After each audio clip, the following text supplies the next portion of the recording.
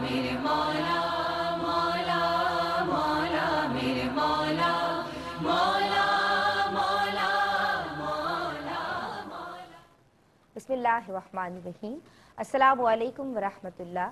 ناظرین، آپ دیکھ رہے ہیں پروگرام دین اور خواتین ندا نسیم کاظمی کے ساتھ اللہم صلی علی سیدنا و مولانا محمد النبی الامی و بارک وسلم وصلی علیہ۔ ہمارے ہر پروگرام کا ایک عنوان ہوا کرتا ہے اور ہماری کوشش یہی ہوتی ہے اپنے ہر ایپیسوڈ میں کہ آج کی عورت کو شریعت مطہرہ کے بنیادی فضائل اور مسائل سے آگاہ کیا جا سکے۔ جناب، کل کا جو ہم نے ایپیسوڈ کیا، پروگرام کیا، اس کا جو سرنامہ تھا وہ یہ تھا کہ حقوق نسواں اور احکام شریعہ کیا ہیں، یعنی ایک عورت کے حقوق کے تعلق سے ہماری جو اسلامی تعلیمات ہیں وہ کیا ہیں۔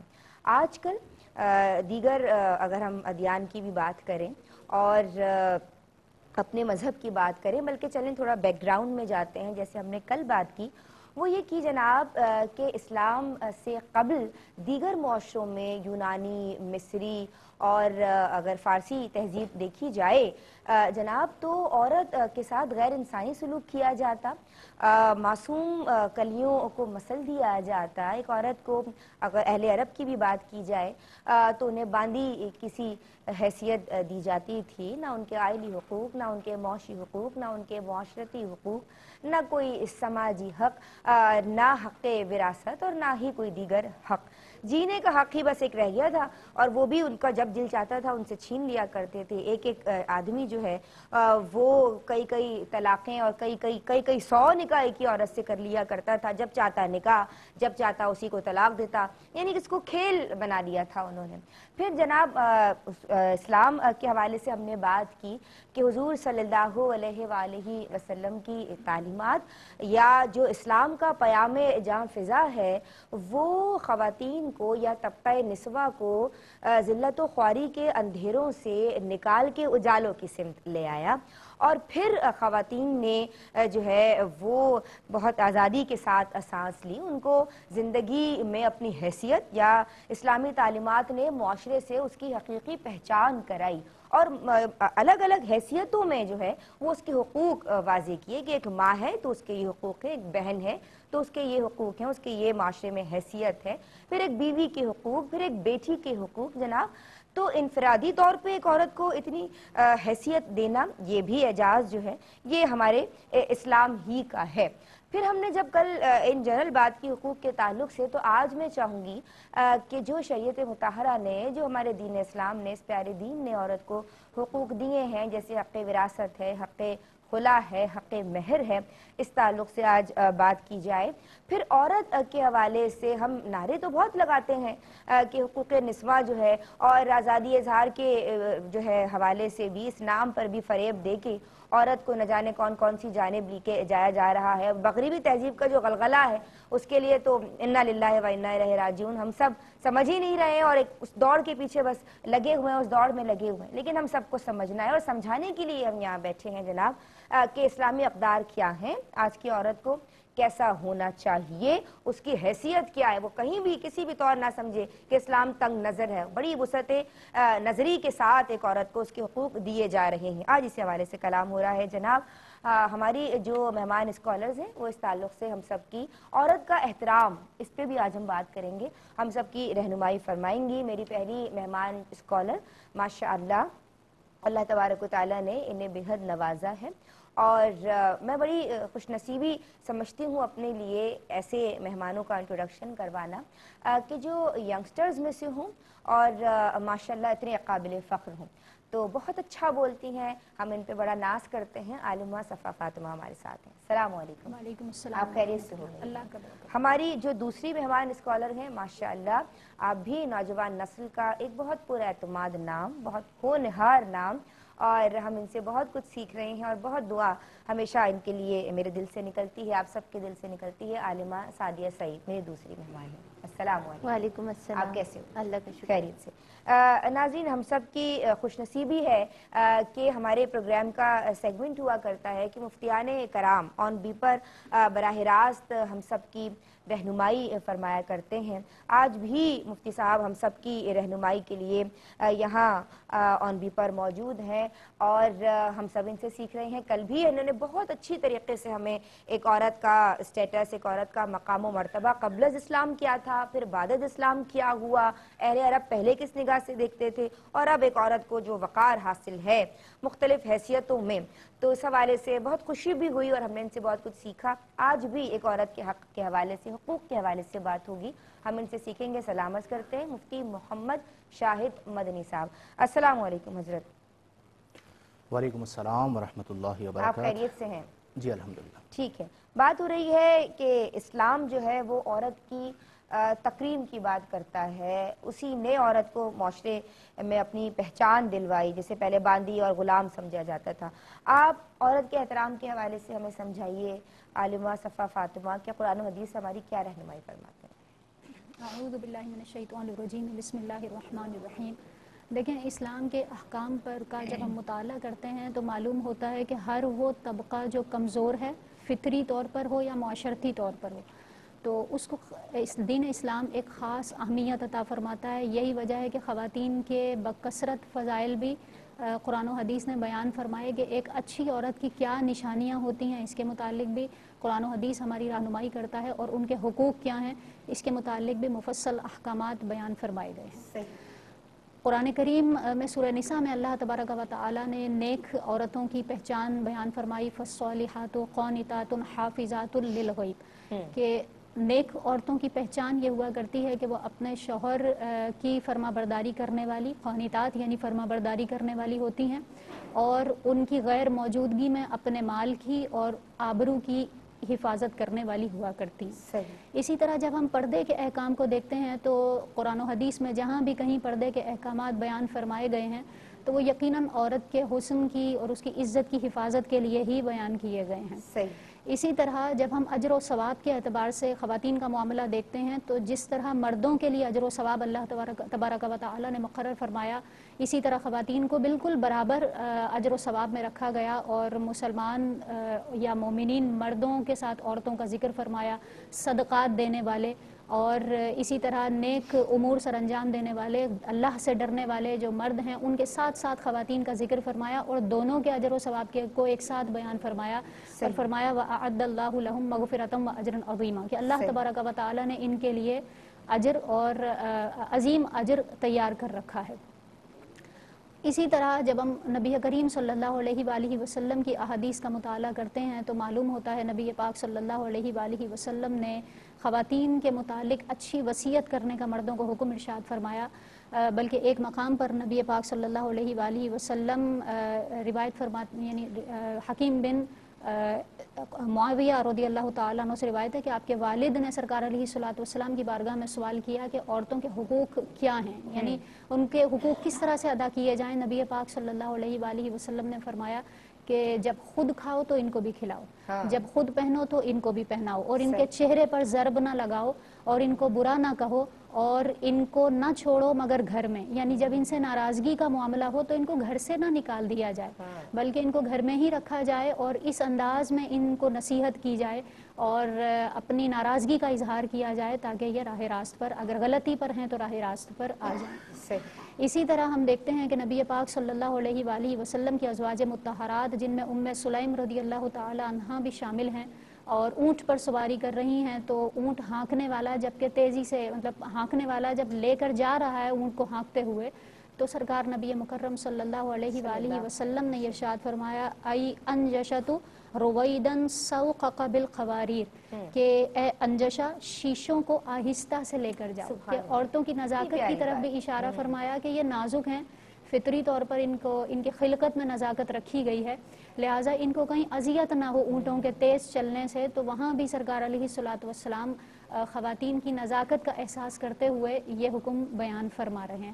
تو گویا کہ ہم یہ دیکھتے ہیں کہ وہ عورت جس کو سابقہ ادوار میں، دور جاہلیت میں، کوئی جانوروں کے بھی جو حقوق ہوتے ہیں وہ حقوق بھی دینا پسند نہیں کرتا تھا، اسی معاشرے میں نبی کریم صلی اللہ علیہ وآلہ وسلم نے عورتوں کو حقوق بھی دلوائے، اسپیشل فیور بھی عطا فرمائی، اور روایت سے پتہ چلتا ہے ان کو کھلانے کا، ان کو پہنانے کا بھی حکم فرمایا، بلکہ سجایا بھی۔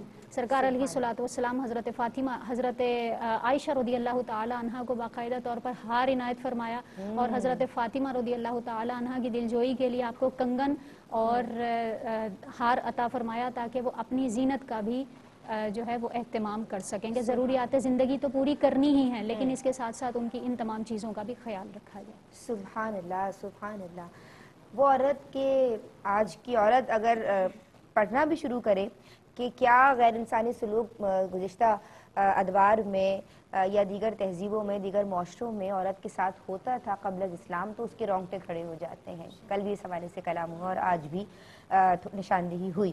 مجھے یہ بتائیے کہ اسلامی معاشرے میں جو حقوق ایک عورت کو دیے گئے ہیں، اور اگر ان ڈیٹیل بات کریں تو جو حق خلا ہے، جو حق وراثت ہے، حق مہر ہے، اس تعلق سے آپ کیا سمجھتی ہیں کہ آج کی عورت کی کیا رہنمائی فرمائیں؟ اعوذ باللہ من الشیطان الرجیم، بسم اللہ الرحمن الرحیم، صلی اللہ تعالی علی محمد صلی اللہ علیہ وسلم۔ بہت خوبصورت گفتگو صفا کی طرف سے ہوئی۔ دیکھیے آقا علیہ الصلوۃ والسلام کی آمد سے پہلے عورت کا کوئی مقام نہیں تھا۔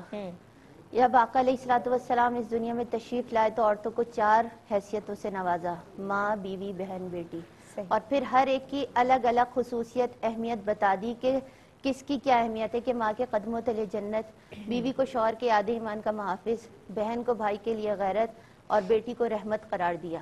یعنی اتنی خوبصورت حیثیتوں سے نوازا۔ پھر جہاں تک حق مہر، حق خلا، حق وراثت ہے، تو یہ دیکھیے دین اسلام نے عورت کی عزت بیان کرتے ہوئے یہ حصے تقسیم کیے ہیں کہ یہ جو ایک عورت ہے جس کو قبل از اسلام کوئی بھی درجہ حاصل نہیں تھا، بالکل پستیوں میں تھی، تو بتایا گیا کہ عورت کا اس دنیا میں جینے کا بھی حق ہے، رہنے کا بھی حق ہے، سجنے سنورنے کا بھی حق ہے۔ ٹھیک، یعنی 1450 سال قبل ہمارے مذہب نے جو ایک عورت کو حقوق دے دیے، آج کی تنظیمیں اگر اس کا پرچار کرتی ہیں تو جناب ان کو چاہیے کہ وہ تاریخ پڑھیں اور سمجھیں کہ ہمیں یہ حقوق پہلے سے ملے ہوئے ہیں، اور پھر ان حقوق کی قدر کریں۔ اور آگے کیا بتائیں گے اس بریک کے بعد، آپ درود پڑھتے رہیے۔ الرحمن الرحیم، السلام علیکم ورحمۃ اللہ۔ ناظرین، آپ دیکھ رہے ہیں پروگرام دین اور خواتین، ندا نسیم کاظمی کے ساتھ ہم بات کر رہے ہیں حقوق نسواں کے تعلق سے، اور طبقہ نسواں کو اسلامی معاشرے میں جو حقوق ملے ہیں تاریخ عالم میں اس کی کوئی مثال نہیں، اس کی کوئی نظیر نہیں ملتی، اس تعلق سے بات ہو رہی ہے، اور عالمہ سعدیہ سعید ہم سب کی ان حقوق کے تعلق سے رہنمائی فرما رہی ہیں۔ جی میری بہن۔ بسم اللہ الرحمن الرحیم۔ اگر اب آپ دیکھیں حق مہر کے بارے میں اگر ہم دیکھیں تو دیکھیے نکاح کرنے والے مرد کے لیے ضروری ہوتا ہے کہ وہ بیوی کو ایک متعین رقم ادا کرے، اور متعین رقم ادا جو کی جاتی ہے اس کو مہر کہا جاتا ہے۔ قرآن پاک میں اللہ رب العزت نے فرمایا اور عورتوں کو ان کے مہر خوشی سے دے دیا کرو۔ اور پھر دیکھیے کہ قرآن پاک میں اللہ رب العزت نے بیان فرمایا تو ان کا مہر جو مقرر کیا ہے ادا کرو۔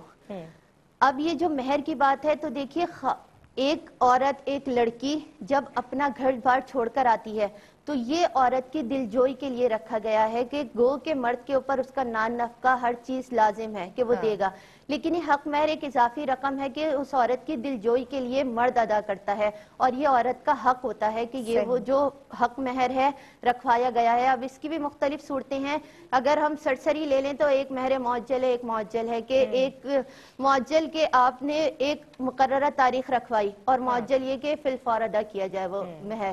پھر آپ یہ دیکھیے کہ آقا علیہ الصلوۃ والسلام نے خود مہر مقرر کیے، یعنی حضرت ام حبیبہ کا مہر آقا علیہ الصلوۃ والسلام نے 4000 درہم رکھا تھا، پھر باقی ازواج مطہرات کا 500 درہم رکھا تھا، اور بی بی فاطمہ کا 150 تولہ چاندی رکھا تھا مہر۔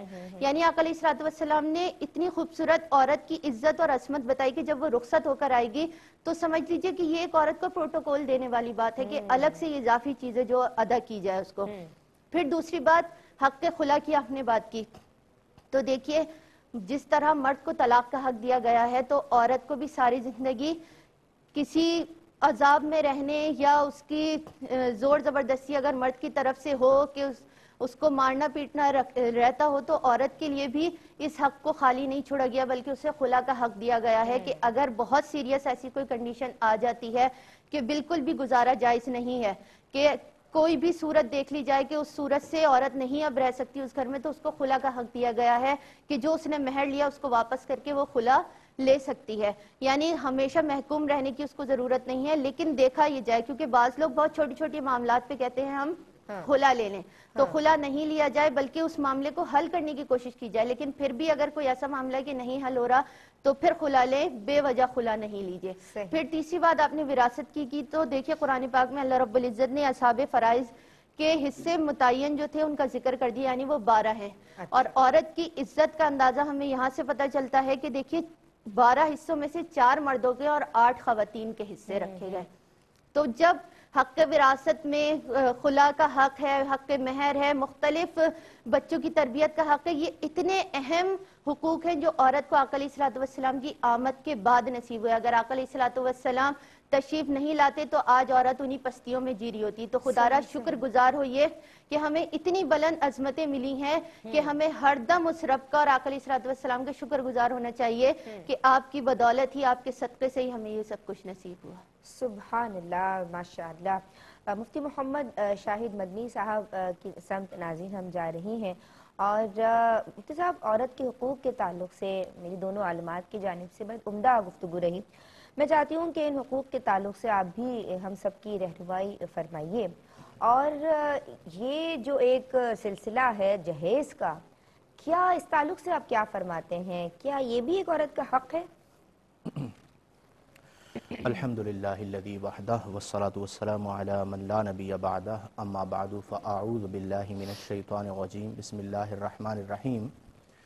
دیکھیں گزشتہ روز بھی ہم نے حقوق نسواں کے حوالے سے تفصیلی گفتگو کی، اور یہ بات روز روشن کی طرح ظاہر و باہر ہو گئی کہ جتنے حقوق اسلام نے خواتین کو عطا فرمائے ہیں اتنے کسی اور مذہب میں نہیں ملتے. صحیح. اس پر خواتین کو شکر بھی ادا کرنا چاہیے اور ان حقوق کو اپنے لیے نعمت غیر مترقبہ سمجھنا چاہیے. صحیح. یہ ایک الگ بات ہے کہ بہت ساری چیزیں اللہ نے ہمیں بطور رحمت عطا فرمائیں اور ہم نے اپنی حرکتوں سے انہیں زحمت بنا لیا، اور ہمارے معاشرے میں تو خاص طور پر بنا لیا جاتا ہے. صحیح. اس میں اسلامی تعلیمات کا کوئی عمل دخل نہیں ہوتا، بلکہ ہماری جو خاندانی رسوم چلی آ رہی ہوتی ہیں، خاص طور پر جو مالدار لوگ قائم کر لیتے ہیں، وہ پھر پورے معاشرے کو برباد کر لیتی ہیں. فار ایگزامپل آپ جہیز کو لے لیجئے بلا کسی تفصیل کے. دور حاضر میں اگر آپ غور کیجئے تو کتنی ایسی بہنیں ہیں جن کی شادیاں رکی ہیں جہیز کی وجہ سے، اور اس میں بعض اوقات مردوں کی غیرت بھی روانہ ہو جاتی ہے کہ وہ باقاعدہ امید لگائے بیٹھے ہوتے ہیں کہ ہمیں ایسا ایسا جہیز چاہیے، ورنہ وہ شادی نہیں کرتے، اور بعض اوقات انکار کر دیتے ہیں، اور بعض اوقات نہ دیا جائے، کوئی غربت کی وجہ سے نہ دے سکے تو پھر اسے تانے دیتے ہیں. اسلام نے ہماری فطرت کو ملحوظ نگاہ رکھتے ہوئے تمام چیزوں کو بہت آسان رکھا. جہاں پر بنیادی حقوق تھے، یعنی چونکہ ایک عورت اپنا آپ سپرد کر رہی ہے تو اس کا حق رکھا گیا باعتبار مہر کے. پھر جب وہ گھر میں آ گئی تو اب گھریلو معاملات کو دیکھنا اس کی ذمہ داری ہے، تو اس کا نان، نفقہ اور سکنا مرد کے ذمہ دے دیا گیا کہ تم پر واجب ہے اسے اچھا کھلاؤ، اچھا پلاؤ، اچھی رہائش دو، اور اگر تم یہ سب کچھ نہ کرو گے تو تم گناہگار ہوگے. یہ اسے ایک اور حق دیا گیا. پھر اس میں یہ حکم قرآن میں دیا گیا کہ عاشروہن بالمعروف، انہیں باندیاں بنا کر نہ رکھو. ایک زوجہ میں اور ایک باندی میں فرق ہوتا ہے، وہ تمہاری زوجہ ہے، معروف طریقہ کار سے یعنی اچھے طریقہ کار سے تم اس کے ساتھ حسن سلوک کرو. اب یہ وہ تعلیمات ہیں جو قرآن و حدیث میں بیان تو کی گئیں، لیکن اگر ہم اپنے عمل کو لیں تو ہمارے رشتے کی بنیاد ہی یہاں سے ہوئی کہ بھائی لے کر کیا آئی، جہیز میں لے کر کیا آئی. اب وہ جو لے کر آئی اس کے مطابق اس کی ساس کا اس سے رویہ، اس کے ہسبینڈ کا اس سے رویہ، اس کے دیگر سسرالیوں کا اس سے رویہ. تو میں اکثر ایک بات یہ عرض کرتا ہوں کہ ہم اتنے یعنی معذرت کے ساتھ یہ کہنا پڑ رہا ہے کہ ہم نے اپنے آپ کو شرف انسانیت سے اتنا گھرا دیا کہ ہمارے نزدیک اشیاء کی اہمیت ہو گئی، اس کی ذات میں جو صلاحیات اللہ نے عطا فرمائی ہیں اس کی اہمیت نہیں ہے. یعنی وہ ٹیلنٹڈ ہے، باصلاحیت ہے، ذہینہ ہے، فتینہ ہے، فار ایگزامپل عالمہ ہے یا پڑھی لکھی ہے، یہ سب چیزیں ثانوی ہو گئیں. پہلے ہم نے یہ دیکھنا ہے کہ اس کے گھر والے اسے گھر دے رہے ہیں یا نہیں دے رہے، فرنیچر کتنے کا دیں گے, اشیاء کتنی آئیں گی, یہ وہ سب چیزیں ہیں جو میں یہ سمجھتا ہوں کہ مردوں کو ان کے مقام سے گھرا دیتی ہیں. البتہ بخوشی برضا جو دے دے بہت اچھی بات ہے, لیکن ہمارے معاشرے میں جب ایک چیز چل رہی ہوتی ہے تو بعض اوقات مجبوری ہو جاتی ہے. صحیح. کیونکہ والدین کو یہ پتا ہے کہ ٹھیک ہے ہم نہیں دیں گے, لیکن کل نہ دینے کی وجہ سے ہماری بچی جس تکلیف, جس اذیت اور جس دکھ سے گزرے گی, اس سے بہتر یہ کہ میں قرض لے لوں. میرے پاس کئی ایسے کیسز موجود ہیں کہ مستحق کے زکوٰۃ نہ تھے لیکن زکوٰۃ لے کر بیٹی کی شادی کی. کئی ایسے موجود ہیں کہ جہیز کی چونکہ طاقت نہ رکھتے تھے, ان کی بیٹی کا رشتہ نہ ہوا. اور پھر ایک باپ جس کی فور ایگزامپل 5 یا 7 یا 8 بیٹیاں ہیں اور وہ رزق حلال اتنا کماتا ہے کہ بس گھر چل سکتا ہے, تو وہ کیا کرے؟ تو یہ ہمارے معاشرے کا وہ تکلیف دہ ظالم پہلو ہے جس کی وجہ سے عورتوں کے دل پر کیا گزرتی ہے, ان کی زندگیاں کس طرح برباد ہوتی ہیں, یہ ہمارے سامنے موجود ہے. تو ہم سب کو اس بات کو سمجھنا چاہیے کہ کم از کم اپنی ذات کی حد تک, یعنی میں معاشرے کو نہیں بدل سکتا, لیکن میں اپنی ذات کی حد تک تو یہ کر سکتا ہوں نا کہ جی میں کوئی جہیز نہیں لوں گا, میں ہر چیز کا اہتمام خود کروں گا. تو اس طرح جب اپنی ذات سے آغاز کیا جائے گا تو ایک وقت آئے گا معاشرے میں بہتری آئے گی, تبدیلی آئے گی. اور خواتین کو بھی اس بات کو سمجھنا چاہیے کہ اگر ہر ایک کے حالات اچھے نہیں ہوتے, ہر ایک کی آمدن برابر نہیں ہوتی, تو اگر کوئی تھوڑی بہت کمی رہ بھی گئی ہے, یعنی ہمارے ہاں تو بعض اوقات اس حد تک گھر جاتے ہیں کہ سسرال میں اچھا کھانا نہ بنے تو غصہ زوجہ پہ نکالتے ہیں کہ تمہارے گھر والوں نے تو میرا خیال ہی نہیں رکھا, کوئی اچھا کھانا ہی نہیں بنایا. تو بھئی تم نے پہلی بار کیا کھانا کھانا ہے, یا تمہاری یہ اوقات ہے کہ تم ایک کھانے کی وجہ سے کسی کی عزت کو تار تار کر دو؟ تو کچھ تھوڑا سا ہمیں خیال کرنا چاہیے, خدا کا خوف کرنا چاہیے, اور اس بات کو سمجھنا چاہیے کہ سامنے والے کے دل پر اور اس کی فیملی کے دل پر کیا گزر رہا ہے. اگر یہی رویہ میرے ساتھ ہوتا, میری بہن کے اعتبار سے, میرے گھر والوں کے اعتبار سے, تو کیا مجھے برداشت ہوتا؟ تو خود بخود وہ نتیجہ ہمارے سامنے آئے گا. اس لیے ان چیزوں کو ہمیں اپنے معاشرے سے کم کرنا ہوگا, آہستہ آہستہ ختم کرنا ہوگا. احترام انسانیت کو دیکھنا ہوگا, اشیاء کو نہیں دیکھنا ہوگا. اگر ہم اشیاء کے پیچھے لگے رہیں گے تو پھر ہمارا معاشرہ جس طرح بربادی کی راہ پر جا رہا ہے اسی طرح چلتا چلا جائے گا, اور روزانہ پتہ نہیں کتنی بہنوں کے جذبات جو ہیں ان کا قتل ہو رہا ہوگا, اور بالآخر معاشرے میں بربادی کے سوا کچھ اور نہیں آئے گا. اللہ تعالی ہم سب کو توفیق عمل عطا فرمائے. آمین آمین. بہت پیارا میسج مفتی صاحب آپ کی جانب سے. ایک کالر ہمارے ساتھ ہیں. السلام علیکم. السلام علیکم. وعلیکم السلام. جی میری بہن. ادھر میرے 2 سوالات ہیں. پہلا سوال میرا یہ ہے کہ معاشرے میں دیکھا جاتا ہے کہ بہت ساری لڑکیاں ایسی ہیں جن کی پسند کو مد نظر رکھے بغیر والدین زبردستی ان کی شادیاں کر دیتے ہیں, اور کہیں پہ دیکھا جاتا ہے کہ والدین کی مرضی بھی نہیں پوچھی جاتی, لڑکی اپنی پسند سے شادی کر لیتی ہیں. تو اس حوالے سے لڑکی کی شادی کے حوالے سے اسلام میں کیا صحیح تصور ہے یہ شادی کے حوالے سے؟ اور میرا اگلا کوشچن یہ ہے کہ کل آپ نے فرمایا تھا شانہ بشانہ ہونے کے حوالے سے, اور معاشرے میں ایک نعرہ لگایا جاتا ہے لیڈیز فرسٹ, تو یہاں پہ لڑکیوں کو بہت زیادہ ترجیح دی جاتی ہے. بہت سارے شعبے ایسے ہیں ہمارے جہاں پہ مرد حضرات بہتر طور پر کام کر سکتے ہیں, لیکن وہ سیٹس بھی لڑکیوں کو دی جاتی ہے کہ تاکہ ہماری آمدنیاں بڑھیں اور ہمیں زیادہ ہماری گاہک یہاں پر آئیں. تو ایسا رویہ اختیار کرنے کی اسلام میں کیا شرعی حیثیت ہے, اس حوالے سے رہنمائی فرمائیے گا. السلام علیکم ورحمۃ اللہ وبرکاتہ. اچھا, میرے خیال سے شاید یہ سوال میری طرف سے ہوا تھا, جواب رہ گیا تھا, یا شاید بات نہیں ہو پائی تھی, تو میں بالکل لے لیتی ہوں. لیڈیز فرسٹ والی جو آپ نے اس میں ایک اضافت کی ہے یہ بھی شامل کریں گے. جی ایک بریک لے رہے ہیں, درود پڑھتے رہیے. اللہم صلی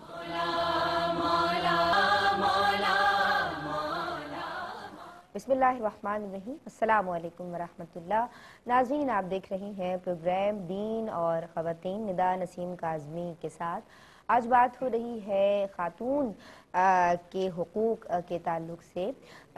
شریعت مطہرہ یا ہمارا دین اسلام ایک عورت کو کون کون سے حقوق دیتا ہے, اور جب ہم نے حقوق کی بات کی تو اس کے بعد ہم نے یہ بات کی کہ جہیز جو ایک میں سمجھتی ہوں کہ لعنت ہے اس معاشرے کی, اس کو اچھا سمجھنا, مردوں کو کس طرح پیچھے ہٹا ہے. مفتی صاحب نے اس تعلق سے بہت اچھی اور اصلاحی اور فکری گفتگو فرمائی کہ بھئی ایک مرد جو ہے ویسے وہ بڑا دعوے دار بنتا ہے کہ میں تو جو ہوں وہ میں یہ کر دوں گا اور میں وہ کر دوں گا, اور پھر سارے کے سارے جو دعوے ہیں وہ دھرے کے دھرے رہ جاتے ہیں کہ پھر آپ ایک لسٹ بنا کے بیٹھے ہوتے ہیں اور پھر وہ امی اور بہنوں کے سپرد کر دی جاتی ہے. تو امی اور بہنوں کا کیا تصور ہے, صحیح امی اور صحیح بہن کون سی ہونی چاہیے, کیا اس کو جہیز لینے کے لیے ان لسٹوں کو آگے دینا چاہیے یا نہیں دینا چاہیے؟ اور پھر انڈائریکٹ طریقے سے ہم نہیں لے رہے، جو آپ کی خوشی ہو، اور آپ کی مجھے پتا ہے آپ تو اپنی بیٹی کو دیں گے، اس کے بعد گھما پھرا کے وہی بات کر دینا. تو یہ جہیز کے حوالے سے ایک عورت کا جو ہے وہ صحیح رول کیا ہونا چاہیے؟ آپ ایک عورت کس طرح اچھا کردار معاشرے میں ادا کر سکتی ہے اس جو ہے برائی کو روکنے کے لیے؟ کالر ہمارے ساتھ ہیں جی. السلام علیکم. السلام علیکم. وعلیکم السلام ورحمۃ اللہ. جی میری بہن، کیا نام ہے آپ کا اور کیا سوال ہے آپ کا؟ میں نے آپ سے احرام کے بارے میں سوال کرنا تھا. جی کیجیے کیجیے میری بہن. احرام کے جب بندہ عمرہ کر کے مطلب آ جاتا ہے جی تو تو اس کے بعد اس کا استعمال مطلب عام استعمال کیا جا سکتا ہے اس کو؟ اچھا مطلب سلائی کر کے استعمال کر لے یا کیا کیا جائے اس کا؟ اچھا جی ٹھیک ہے جی، بہت شکریہ آپ نے ہمیں کال کی. جی میری بہن، جہیز ایک عورت کا حق ہے یا نہیں، ہم نے اس تعلق سے بات کی. مجھے یہ سمجھائیے، میری ناظرین کو، خواتین کو اسپیشلی یہ سمجھائیے، ان کو میسج میں چاہ رہی ہوں کہ آپ کی جانب سے ملے کہ وہ کیا کردار ادا کریں اس برائی کی روک تھام کے حوالے سے. جی دیکھیں، جیسا آپ کی ابھی گفتگو ہوئی ہے، اور جہیز کا جو عمل ہے اس کو حضرت فاطمہ رضی اللہ تعالی عنہ کے ساتھ زبردستی جوڑنے کی گویا کہ کوشش کی جاتی ہے. تو نبی کریم صلی اللہ علیہ وآلہ وسلم کی کفالت میں ہی حضرت علی رضی اللہ تعالی عنہ چونکہ اس وقت تھے، اور جو حضرت فاطمہ رضی اللہ تعالی عنہ کو چند چیزیں ضروریات زندگی سے متعلق دی بھی گئی تھیں، تو وہ حضرت علی رضی اللہ تعالی عنہ سے ہی اس کے اہتمام کے لیے سرکار علیہ الصلوۃ والسلام نے فرمایا تھا. باقی ہے کہ ہم اپنے معاشرے میں دیکھتے ہیں کہ جو جہیز کی ذمہ داری ہے اس کو پورا کرنے کے لیے یا تو والد صاحب ساری زندگی پیسے جمع کر رہے ہوتے ہیں، یا اگر ان کی اتنی بیک مضبوط نہ ہو تو پھر بچی خود اس میں جو ہے وہ حصہ لے رہی ہوتی ہے، اور وہ اپنا سارا سامان تیار کر کے لے کر جا رہی ہوتی ہے. بعض لڑکیاں باقاعدہ جابز کرتی ہیں اس جی لیے بالکل کہ ہمیں شادی کرنی ہے نا، تو جہیز جمع کرنا ہے. جی، اور اس کے ساتھ ساتھ یہ کہ پھر جب وہ اتنی محنت کر کے اتنی مشقت کر کے جب وہاں جاتی ہے تو سامنے سے پہلی بات یہ کہ جو سامان جاتا ہے اس میں یہ ہوتا ہے کہ جی یہ تو بیٹی کو دیا، ہمارے لیے کیا ہے اس میں سے. وہ اپنے لیے اور دوسروں کے لیے یہاں پر پھر یہ معاملات شروع ہو جاتے ہیں، اور جب استعمال کی بات آتی ہے تو پورا گھر ہی ان چیزوں کو استعمال کر ہی رہا ہوتا ہے. صحیح. تو ایک بات یہاں پر میں عرض کرنا چاہوں گی کہ جہیز کی ذمہ داری باپ کی بھی نہیں ہے، اور اسی طرح لڑکی خود بھی ذمہ دار نہیں ہے کہ وہ یہ جہیز کا سامان لے کر جائے، بلکہ جیسا کہ مفتی صاحب نے ارشاد فرمایا کہ شوہر کی ذمہ داری ہے، اور وہی اپنی ضروریات زندگی کی جو چیزیں ہیں ان کو ان کا اہتمام کرے گا. جب وہ نکاح کر رہا ہے تو عورت کی ذمہ داری یہ ہے کہ بس جا رہے ہو نا، سامان پہلے ارینج کرو اور پھر لے کے جاؤ رخصتی جی، کر کے. تو یہ شوہر کی ذمہ داری ہے کہ وہ ان تمام چیزوں کا ارینجمنٹ کرے. اور دوسری بات ایک جو میں یہاں پر کرنا چاہتی ہوں وہ یہ کہ جب عورت کو اگر والدین اپنی خوشی سے کچھ دے دیں تو پھر یہ خالصتاً اسی کے لیے ہبہ ہے. کیونکہ ہم یہ بھی دیکھتے ہیں کہ جب طلاق تک خدا نخواستہ نوبت چلی جاتی ہے تو وہ اپنے ہی اس ہبہ شدہ سامان کو مانگنے کے لیے بسا اوقات کورٹ تک جا رہی ہوتی ہے، اور وہاں سے اپنا رائٹ مانگ رہی ہوتی ہے کہ میرا جو جہیز کا سامان تھا وہ مجھے واپس دلوا دیا جائے. تو یقیناً ہمیں اس طرح چلے ہو گیا ایک معاملہ، تو کیا غلط ہے؟ بالکل درست ہے، لیکن اس کے لیے وہاں تک پہنچنے کی حاجت کیا ہے؟ وہ تو سامان اسی کا ہے اور اسی کی ملکیت میں ہے، تو اس پر اس طرح سے معاملہ کرنا ظاہر ہے کہ وہ سامنے سے پھر اس طرح سے گویا کہ فورس کیا جا رہا ہوتا ہے کہ شاید ان کو دیا تھا. تو یہ ذہن میں رکھا جائے کہ اگر والدین کچھ دیتے بھی ہیں تو وہ خالصتاً بچی کی ملکیت میں ہے، بیٹی جو ان کی ہے اسی کی ملکیت میں رہے گا، اور وہ چاہے تو کسی کو استعمال کرنے کی اجازت یقیناً دے ہی دیتی ہیں جب گھر کے معاملات ہوتے ہیں، لیکن اس کے اوپر جھگڑنا اور اس کے اوپر لڑنا یقیناً یہ غیر مناسب طریقہ ہے. اور یقیناً جب یہی چیزیں اپنی ہی بچیوں کے ساتھ ہوتی ہیں تو وہ ناپسند محسوس ہو رہی ہوتی ہیں. تو یہ ہر ایک کے مقام پر اسی طرح سوچنا چاہیے. صحیح. اچھا، جہیز کے تعلق سے بات ہوئی. مجھے یہ بتائیے میری بہن کہ جو بیوہ ہے یا مطلقہ ہے، ایسی جو خواتین ہیں، ان کے تعلق سے ان کے کیا حقوق ہیں؟ کیا رہنمائی فرماتا ہے ہمارا دین؟ بسم اللہ الرحمن الرحیم. صحیح بخاری شریف کی حدیث مبارکہ حضرت ابو ہریرہ رضی اللہ تعالیٰ عنہ سے مروی ہے کہ آقا علیہ الصلوۃ والسلام نے ارشاد فرمایا کہ بیواؤں اور مسکین کی خبر گیری کرنے والا اللہ کی راہ میں جہاد کرنے والے کی طرح ہے. اور حضرت ابو ہریرہ رضی اللہ تعالیٰ عنہ فرماتے ہیں کہ میں نے یہ بھی آقا علیہ الصلوۃ والسلام کو فرماتے سنا، میرا گمان ہے کہ آقا علیہ الصلوۃ والسلام نے فرمایا وہ اس تہجد پڑھنے والے کی طرح ہے جو سست نہیں ہوتا اور اس روزہ دار کی طرح ہے جو ناغہ نہیں کرتا. یعنی دیکھیے اتنی بڑی فضیلت ہے. اب اگر آقا علیہ الصلوۃ والسلام کی سیرت مبارکہ کو دیکھا جائے تو حضرت خدیجہ سے آپ صلی اللہ علیہ وآلہ وسلم نے 25 سال کی عمر میں نکاح فرمایا اور آپ بیوہ تھیں, اور پھر آپ کی موجودگی میں آپ صلی اللہ علیہ وآلہ وسلم نے آپ کی اتنی دلجوئی کی کہ کسی اور سے نکاح نہیں فرمایا. پھر آقا علیہ الصلوۃ والسلام کی حیات مبارکہ میں اکثر بیوہ اور متعلقہ خواتین ہیں کہ آقا علیہ الصلوۃ والسلام نے کس طرح ان کی دلجوئی فرمائی اور کس طرح ان کو اپنے ساتھ رکھا. پھر دیکھیے جو متعلقہ عورت ہے اس کو بھی کہیں بھی شریعت نے نچلا درجہ نہیں دیا. یعنی کہ آپ یہ دیکھیے کہ آقا علیہ الصلوۃ والسلام نے کی حیات مبارکہ میں بھی دیکھیں, اور اگر آپ ویسے بھی دیکھیں تو مرد اگر عورت کو طلاق دے بھی رہا ہے تو جب تک وہ عدت میں تو اس کا نان نفقہ مرد کے اوپر ہے, اسے بے سہارا نہیں چھوڑا گیا کہ اس کا نان نفقہ مرد ہی اٹھائے گا. لہٰذا ہر معاملے میں شریعت مطہرہ نے ہماری رہنمائی فرمائی ہے کہ بیوہ اور متعلقہ زمانے میں کسی سے بھی کم درجے پہ نہیں ہیں. کسی مجبوری کے تحت اگر ان کو طلاق ہوئی یا ان کے ہسبینڈ کی ڈیتھ ہوئی تو وہ بیوہ ہو گئیں تو وہ دوبارہ اپنی زندگی کا آغاز کر سکتی ہیں. خدا را ان کو کسی نچلے درجے پر نہیں لائیے یا ان کو کمزور مت سمجھیے, بلکہ ان کو طاقت دیجیے, مضبوط ہوئیے ان کے لیے, ان کے تحفظ کے لیے. صحیح. طلاق ہو جانے کے بعد یا خدا نخواستہ شوہر کے انتقال کے بعد اس کی زندگی ختم نہیں, وہ تو بھی زندہ ہے, اسے زندگی اس سے جینے کا حق مت چھینیے, اسے جینے دیجیے, اس کی زندگی گزارنے دیجیے. وہ اپنی زندگی کی خود بعد میں کہ کیا معاملات ہوتے ہیں وہ خود اس کی ذمہ دار ہے. ایک کالر ہمارے ساتھ ہیں. السلام علیکم. السلام علیکم. وعلیکم السلام ورحمۃ اللہ. جی میری بہن, کیا نام ہے آپ کا اور کیا سوال ہے؟ لاہور سے. جی بات کیجیے شمیلا, کیا سوال ہے؟ میں بات یہ کرنا عورت کے بارے میں. نبی پاک صلی اللہ علیہ وسلم نے تو بہت زیادہ ہے عورت کی اہمیت کی ہے, لیکن آج کے دور میں جب مرد زنا بھی کر رہا ہے, شراب بھی پی رہا ہے, عورت کو 2 طلاقیں دے کے گھر میں بٹھا لیتا ہے کہ اگر تم یہاں اس گھر سے باہر نکلی تو میری طرف سے تمہیں تیسری طلاق ہے. تو وہاں بتائیں کہ یہ مجبور عورتیں کیا کریں جن کو طلاقیں بھی دے دیتی ہیں, پھر گھروں میں بھی رکھتے ہیں اور خود اپنی یشیاں بھی ساری مرد باہر کرتے ہیں. تو اس صورت میں عورت کے لیے کیا ہے, کہاں؟ ٹھیک ہے جی, بہت شکریہ میری بہن, آپ نے ہمیں کال کی. مفتی صاحب سوال آپ نے سنا میری بہن کا کہ عورت کی اہمیت کے حوالے سے تو بات ہوئی. آپ تنبیہی گفتگو ان مردوں کے لیے جو خود شراب بھی پی رہے ہیں, دیگر برائیوں میں بھی مبتلا ہیں, غیر اخلاقی حرکتیں بھی دیکھنے میں آ رہی ہیں, لیکن اپنی بیویوں کو طلاق بھی دے دی ہے 2 یا 3 اور اس کے بعد گھروں میں روکا ہوا ہے. جی ہاں, دیکھیں یہ ہمارے معاشرے کا ایک بہت بڑا المیہ ہے اور آئے دن ایسے واقعات نیوز میں رپورٹ بھی ہوتے ہیں کہ جو دل دہلا دینے والے ہوتے ہیں. صحیح. اور ایسے اشخاص کو جو اپنے حقوق ادا نہ کر رہے ہوں اور عورتوں کو جانوروں کی مانند گھر پہ رکھا ہوا ہو, بجز حیوان کے اور کچھ نہیں کہا جا سکتا. صحیح. انہیں اس بات کو سمجھنا چاہیے کہ اگر آج آپ کسی کی بیٹی کے ساتھ یہ رویہ روا رکھے ہوئے ہیں تو کل اگر آپ کے گھر کے کسی فرد کے ساتھ یہ رویہ ہو جائے تو آپ کے دل پر کیا گزرے گی. تو اس لیے احساس بیدار کریں, الخلق عیال اللہ, مخلوق اللہ کا کنبہ ہے اور ہمیں مخلوق سے تعلق بالمحبت کا درس دیا گیا ہے کہ ہم اپنے آپ کو ان کی جگہ پر رکھ کر سوچیں کہ یہ جو میں اتنے مظالم کے پہاڑ ان پر توڑ رہا ہوں, کیونکہ میں نے یہ دیکھا ہے ہمارے معاشرے میں کمپرومائز عمومی طور پر خواتین ہی کرتی ہیں. یہ مرد اگر بیٹھ کے اپنے ظلم کی فہرست تیار کریں تو انہیں پتہ چلے کہ میں روزانہ کی بنیاد پر درجنوں ایسے مظالم ہیں جو عورت پر کرتا ہوں.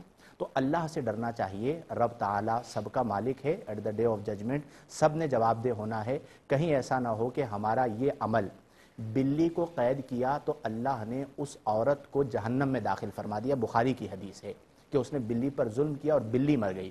تو اگر عورتوں پر اس طرح ظلم کیا جا رہا ہے تو کہیں ایسا نہ ہو کہ اللہ ناراض ہو کر فیصلہ جہنم فرما دے, اس لیے ہم سب کو ڈرنا چاہیے. اللہ اکبر. مجھے یہ بتا دیجئے کہ احرام جو ہے وہ عمرہ یا حج کے بعد اگر گھر میں موجود ہے تو کیا اس کا عام استعمال کیا جا سکتا ہے؟ بالکل کیا جا سکتا ہے. بعض لوگ سمجھتے ہیں کہ یہ درست نہیں ہے, کسی بھی ضرورت کے تحت وہ آپ کی ملکیت میں, اسے سی کر استعمال کر لیا تو کوئی مذائقہ نہیں. لیڈیز فرسٹ کا نعرہ لگانا, عورت کو مرد کے شانہ بشانہ کہنا, کھڑا کر دینا, اس برابری کا صحیح تصور. ہم نے اسلامی نعرے چھوڑ دیے اور مغرب نے جو ہمیں نعرے دیے وہ ہم نے لے لیے. دیکھیں احترام خواتین پر تو ہم پہلے سے بات کر رہے ہیں, لیکن دیکھا جائے گا کہ کون سا فرد کس مقام کا اہل ہے.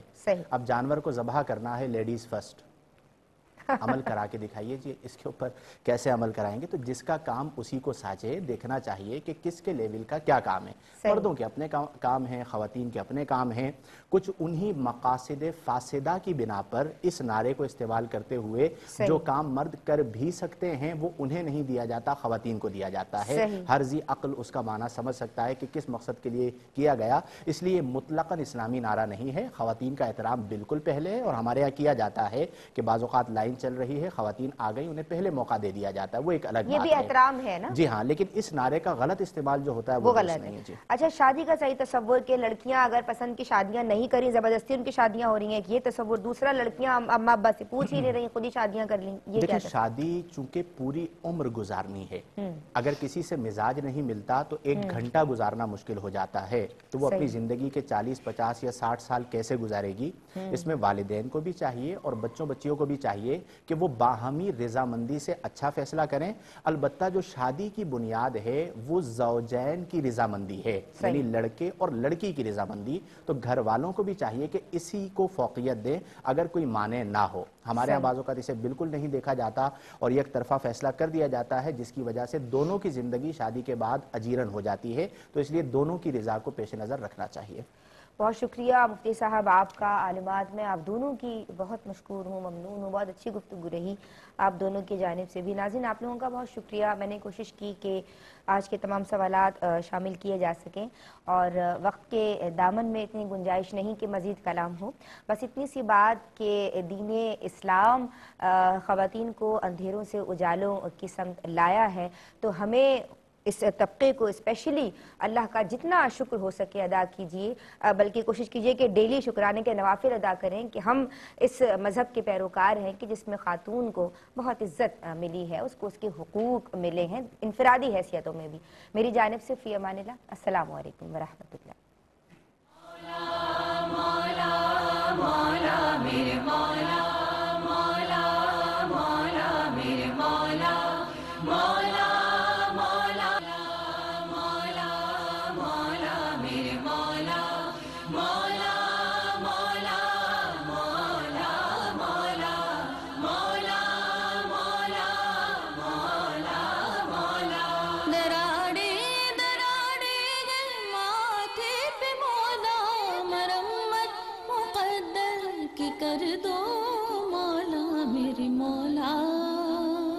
تیرے در پہ جھکا ہوں، مٹا ہوں، بنا